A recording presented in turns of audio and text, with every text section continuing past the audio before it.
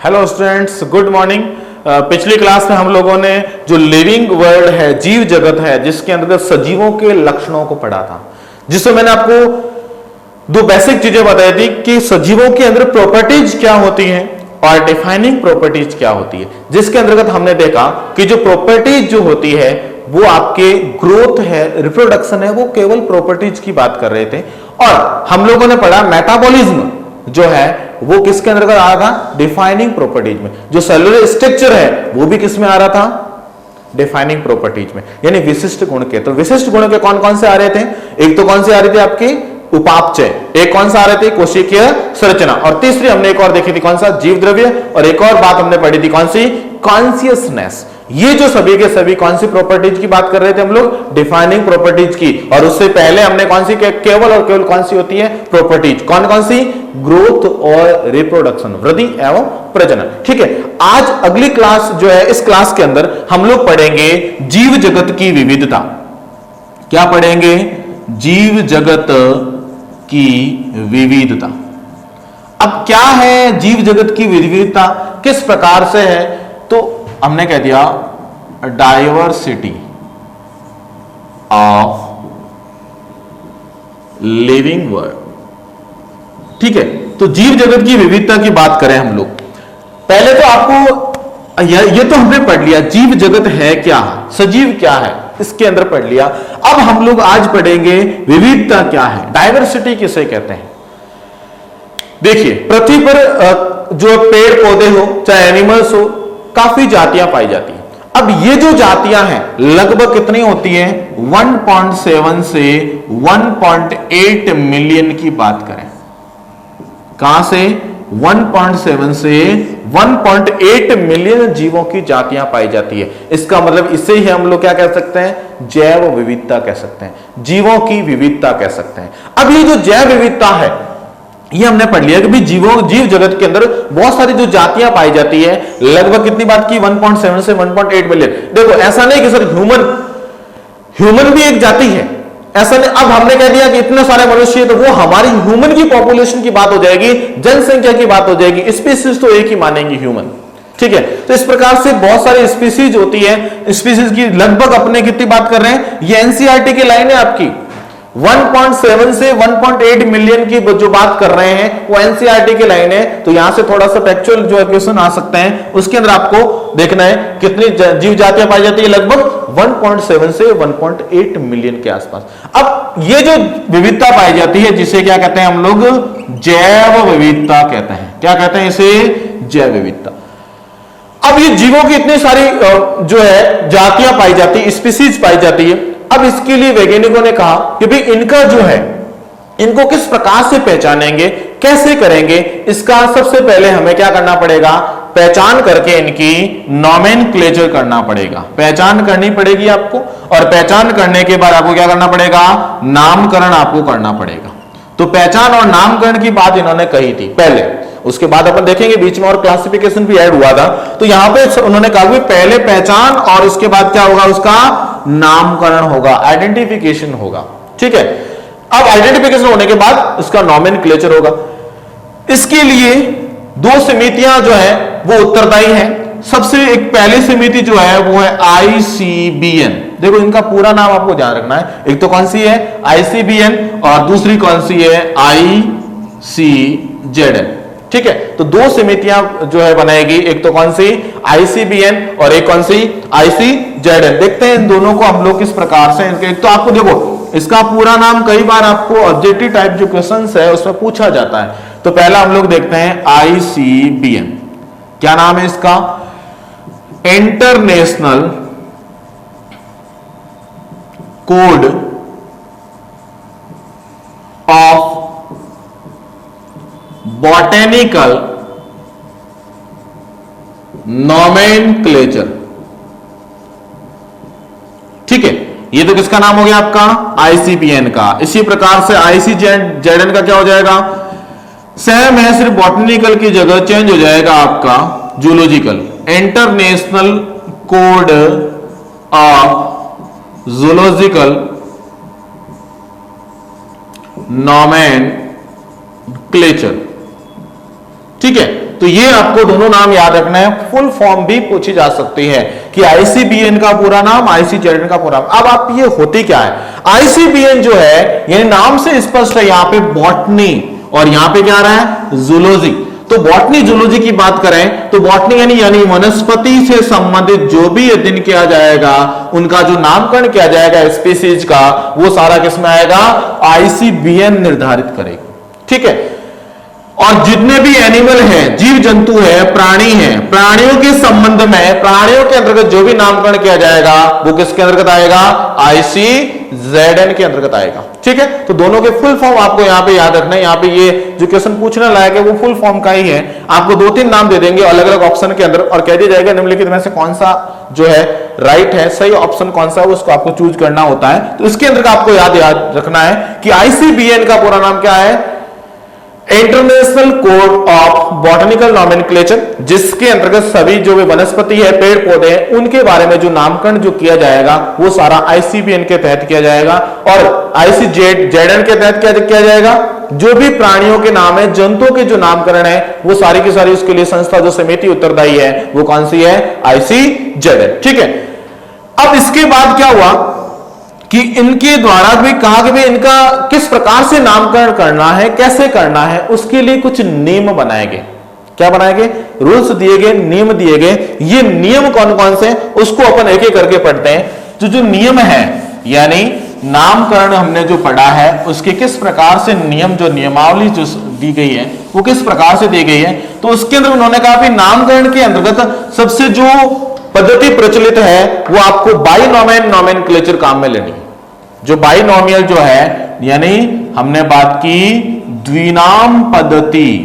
अब ये द्विनाम पद्धति क्या होती है, तो पहला रूल बनाया गया, किसी भी जीव के, सजीव के कितने नाम होने चाहिए, 2 नाम। अब प्रथम जो नाम है वो उसका किसके नाम से होगा, वंश के नाम से। किसके नाम से होगा, जीनस के नाम से होगा। और दूसरा जो नाम है यानी द्वितीय जो नाम होगा वो उसका किससे होगा, जाति से होगा। ठीक है। ध्यान रखना, द्विनाम पद्धति में प्रथम नाम किसका होगा, वंश का, और जो द्वितीय नाम होगा वो कौन सा होगा, जाति का। अब इसमें भी अलग अलग है। अब इसके अंदर हमने बात, देखो वंश क्या है, जाति क्या है, जो टैक्सोनॉमिक कैटेगरीज है, आगे का जो टॉपिक आएगा उसके अंदर एक एक जो है जो कैटेगरीज है उसको अपन एक एक को पढ़ेंगे, डिटेल से पढ़ेंगे, तो वहां आपको और डिटेल में समझ में आ जाएगा। यहां पर मैं रूल्स की बात कर रहा हूं, तो रूल्स के अंतर्गत आपको ये ध्यान होना चाहिए, किसी भी सजीव के 2 नाम होते हैं। 2 नाम में प्रथम जो नाम है वो तो होता है आपका वंश का, जीनस का, और दूसरा जो नाम है वो कौन सा होता है, स्पीसीज। जैसे आम की बात करें, आम है, उसका क्या नाम है, मैंगो का मैंजीफेरा इंडिका। ठीक है, ये नाम है, ये इसका साइंटिफिक नेम है। देखो साइंटिफिक नेम देने की आवश्यकता क्यों पड़ी कि भाई अपन लोग नामकरण कहते हैं, स्थानीय भाषा में नाम अलग हो सकता है। जैसे आपके नाम की बात करें सॉरी आपके नाम की बात करें यदि, तो आपका जो है घर पे नाम अलग होता है, फ्रेंड सर्किल में आपका नाम अलग, दोस्त आपको अलग नाम से बुलाते हैं, स्कूल के अंदर जो आपका नाम होता है वो क्या होता है, फिक्स होता है। तो वो जो फिक्स नाम है वही तो साइंटिफिक नेम है। जो डॉक्यूमेंट के अंदर नाम होता है सब जगह वही चलता है, वो जो नाम है परमानेंट नाम होता है। तो वैसे ही आम का जो है, जैसे आम है, मैं आम कह दिया, कहीं पे मैंगो कह दिया, लेकिन जो वैज्ञानिक नाम है वो क्या होगा, मैंजीफेरा इंडिका। ठीक है। अब यहां पे 2 चीजें होनी चाहिए कि ये जो आपका है वो क्या है, जीनस है, और ये इंडिका क्या है, स्पीसीज है। ठीक है। अब इसके अंदर देखो मैंने एक व्यवस्थित तरीके से पहले लिख दिया है, वरना जैसे मैं ये ऐसे लिख देता, जैसे मैं ये लिख देता मैंजीफेरा इंडिका, तो ये क्या हो जाता आपका, गलत हो जाता। क्यों होता गलत, उसके लिए अपन दूसरा रूल देखते हैं। तो पहला रूल तो कौन सा है, द्विनाम पद्धति वाला, किसी भी जीव के 2 नाम होने चाहिए। प्रथम नाम उसका कौन सा होगा, वंश का होगा, दूसरा नाम उसका कौन सा होगा, जाति का होगा। और इसके अंदर जो वंश का नाम है उसको अंग्रेजी के कैपिटल लेटर से लिखना है। किससे लिखना है आपको, कैपिटल लेटर से। ठीक है। और स्पीसीज जो होगा वो उसको उसी के स्मॉल लेटर से लिखना है। ठीक है, तो एक तो किससे आएगा, अंग्रेजी के बड़े अक्षरों से लिखा जाएगा, किसको, वंश को। प्रथम अक्षर है ना, प्रथम अक्षर देखो एम, यहां पे एम है ना, एम बड़ा आ रहा है, बाकी सारे लिखोगे ठीक है, लेकिन जो पहला अक्षर है प्रथम नाम वंश का जो प्रथम अक्षर है वो कौन सा आएगा, अंग्रेजी के बड़े अक्षरों से आएगा, और जाति का जो प्रथम अक्षर है वो उसके छोटे अक्षर से आएगा। जो प्रथम शब्द है ना आई, जैसे आई वर्ड है, तो इसको हमने क्या कह दिया कि ये जो है छोटे अक्षरों से आएगा। तो इसका मतलब यहां पर मैंने ये तो अंग्रेजी के बड़े अक्षरों से लिखा है, स्पीसीज को मैंने बड़े अक्षरों से लिख दिया है, इसका मतलब गलत है। तो पहला रूल तो क्या है, किसी भी जीव के कितने नाम होने चाहिए, 2 नाम, ठीक है।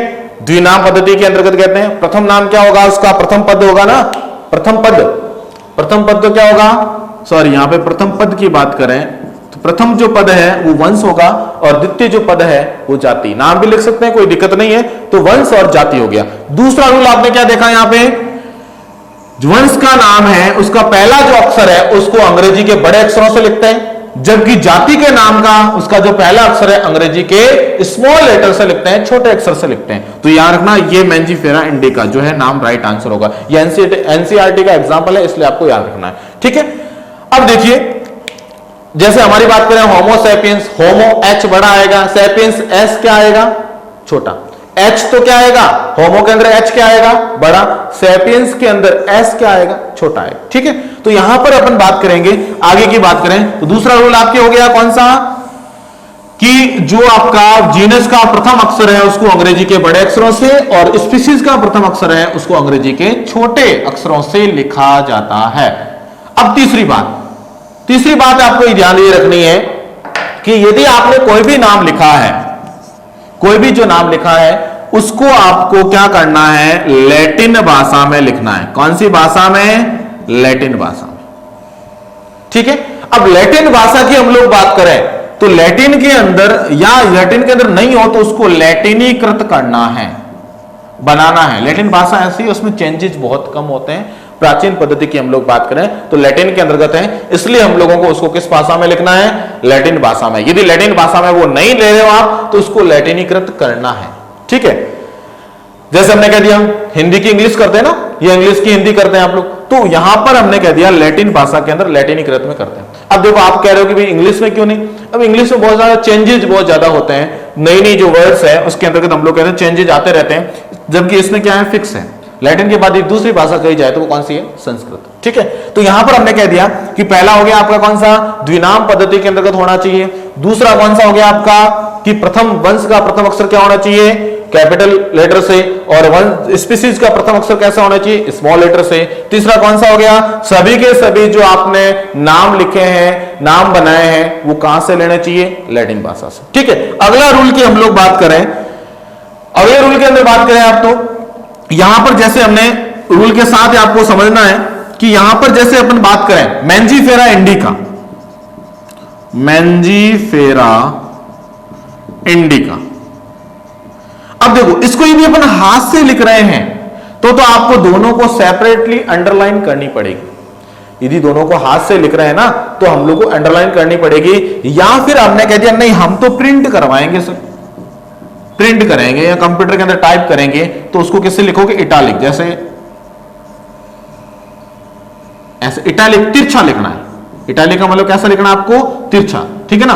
तो यहां पर क्या आएगा आपका, तिरछा लिखना है, इटालिक लिखना है। कब, जब आप प्रिंट करवाओगे। और हाथ से लिखोगे तो, हाथ से लिखोगे तो सीधा लिख सकते हो, क्योंकि हाथ से इतना तिरछा नहीं लिख सकते। तो इसके लिए हम लोगों को सेपरेटली यानी वंश के और स्पीसीज दोनों के नीचे अंडरलाइन करना अनिवार्य है, ठीक है। अब अगली बात और क्या है, यानी आपको इसको अंडरलाइन करना है। इसके अलावा हम अगला रूल जो रूल देखते हैं, पांचवा रूल, उसमें क्या है कि एक स्पीसीज, एक वंश के अंदर दो स्पीसीज सेम नहीं हो सकती, उनका नामकरण अलग अलग होना चाहिए। यानी जातियां है, उसको आपने एक वंश के अंदर दो जातियां सेम नाम से दे दिया, वो नहीं दे सकते, ठीक है।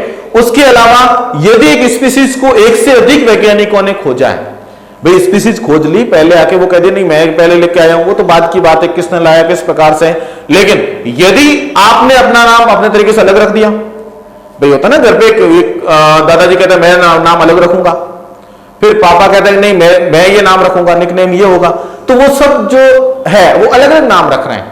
यानी कोई भी वैज्ञानिक है जिस स्पीसीज का यदि अलग अलग नाम रखते हैं तो उस नाम को रखा जाएगा जिसको सबसे पहले जिस वैज्ञानिक ने दिया था।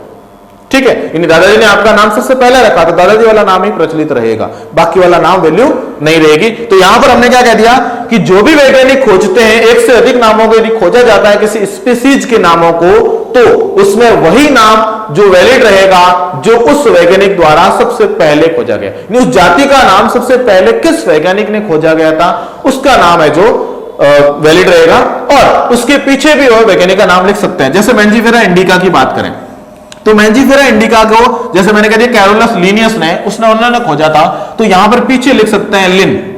क्या लिख सकते हैं? लिन लिख सकते हैं। ठीक है, तो यहां पर आप लोग और भी कर सकते हो मैंजीफेरा इंडिका और उसके बाद क्या हो गया लिन। तो ये दर्शा किसको रहा है कि इसको किसने खोजा था? कैरोलस लीनियस ने।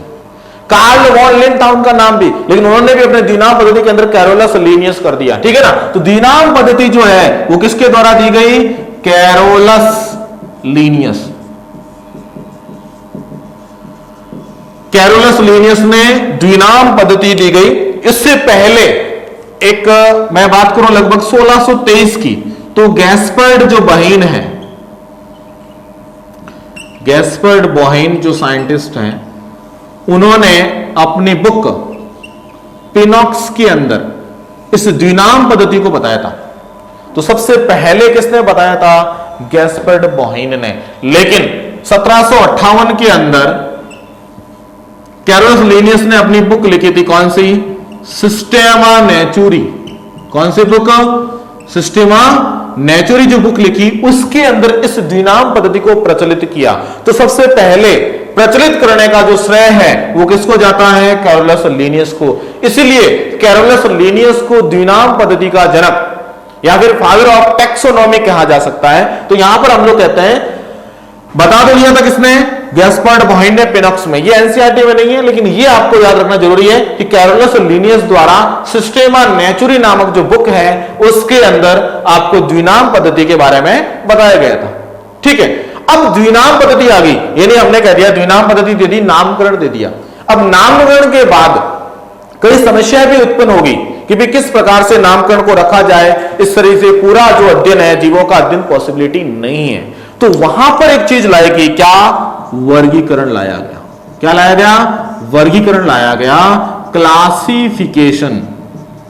क्या किया गया? क्लासिफिकेशन को आधार बनाया गया।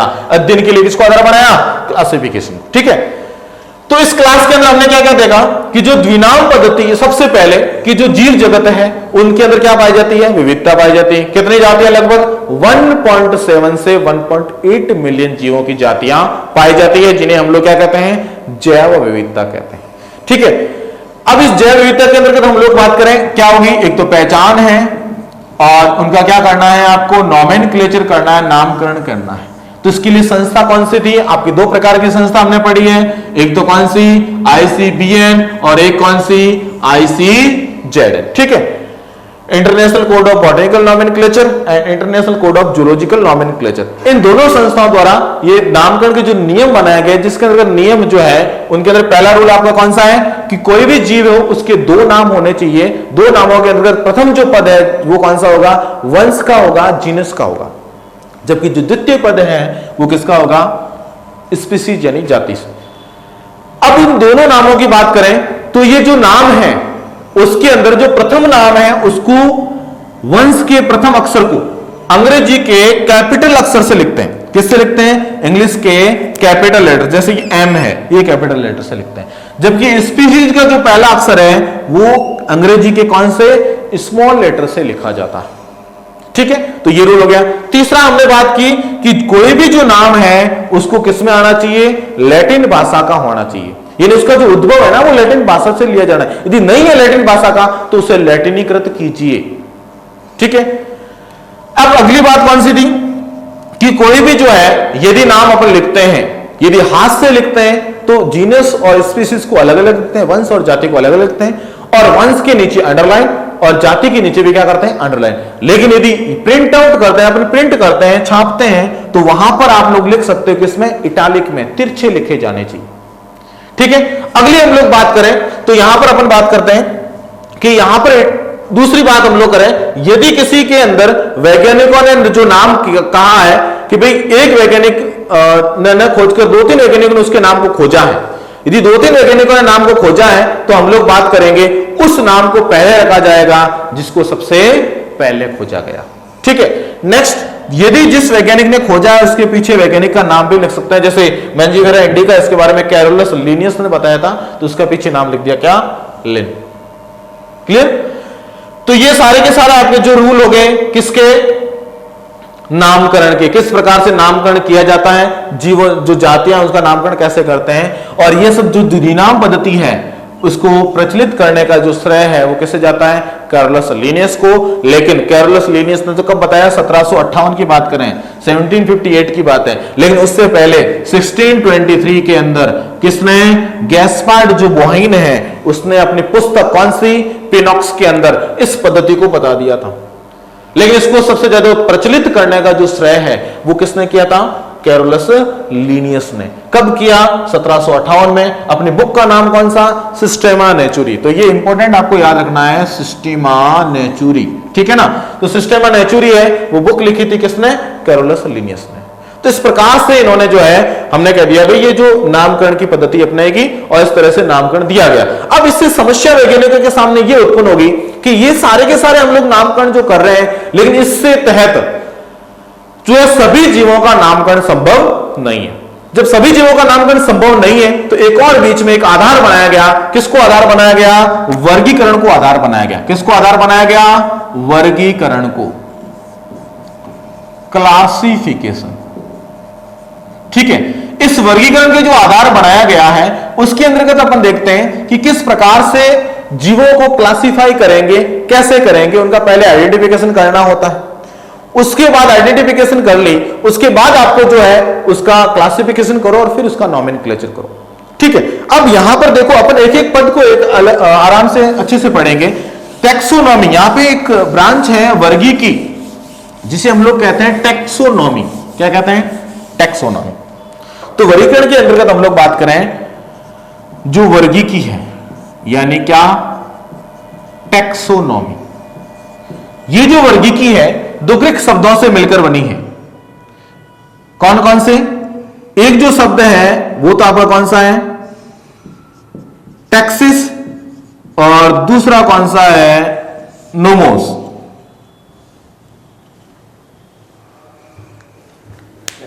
आप यार खड़े हो जाते ना यहाँ, तो मैं बंद कर रहा था टॉपिक, चले गए तो मेरे को आगे